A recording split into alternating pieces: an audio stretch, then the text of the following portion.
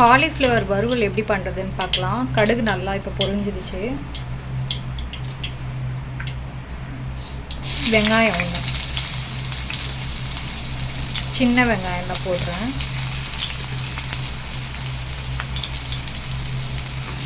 ஒன்று நல்லா வதங்குது.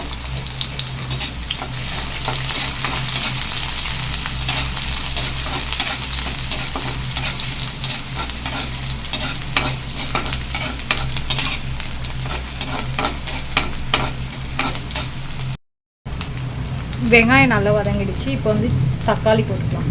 தக்காளியும் சின்னது தான், ஒன்றே ஒன்று போடுறேன்.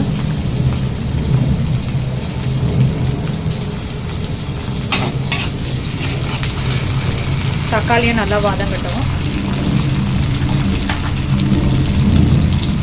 பார்த்தீங்கன்னா சால்ட்டு போட்டுக்கலாம். சால்ட்டு போட்டு நல்லா மிக்ஸ் பண்ணிடுங்க.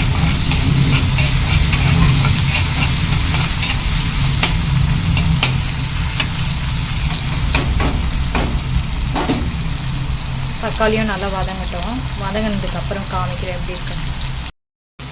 தக்காளியும் நல்லா வதங்கிடுச்சு. இப்போ பார்த்தீங்கன்னா நல்லா கழுவி க்ளீன் பண்ணி சுடு தண்ணியில் போட்டு எடுத்துருக்கேன். இதையும் போட்டுக்கலாம். போட்டு நல்லா மிக்ஸ் பண்ணிக்கலாம்.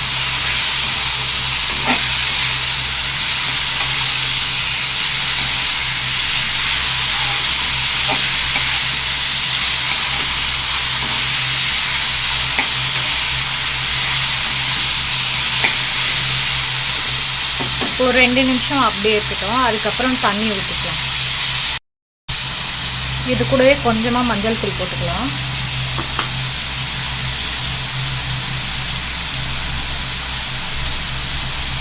மிளகாத்தூள் ஒரு 1/2 ஸ்பூன் போட்டுக்கலாம்.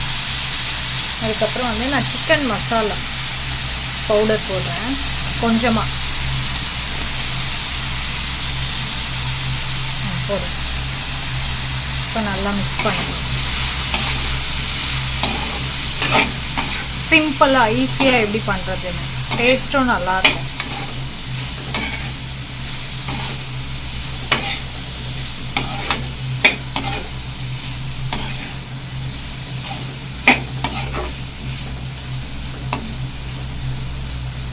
இப்போ வந்து நான் காய் முழுங்குற அளவுக்கு வந்து தண்ணி ஊற்றிக்கிறேன்.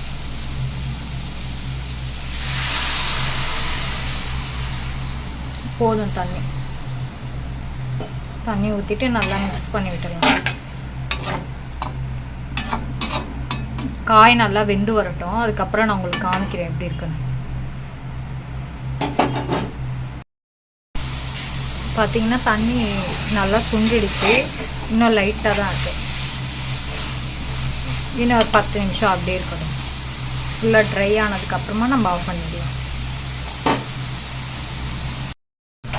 நம்மளோட காலிஃப்ளவர் வறுவல் பார்த்திங்கன்னா ரெடி ஆகிடுச்சு. நீங்களும் வீட்டில் ட்ரை பண்ணி பாருங்கள்.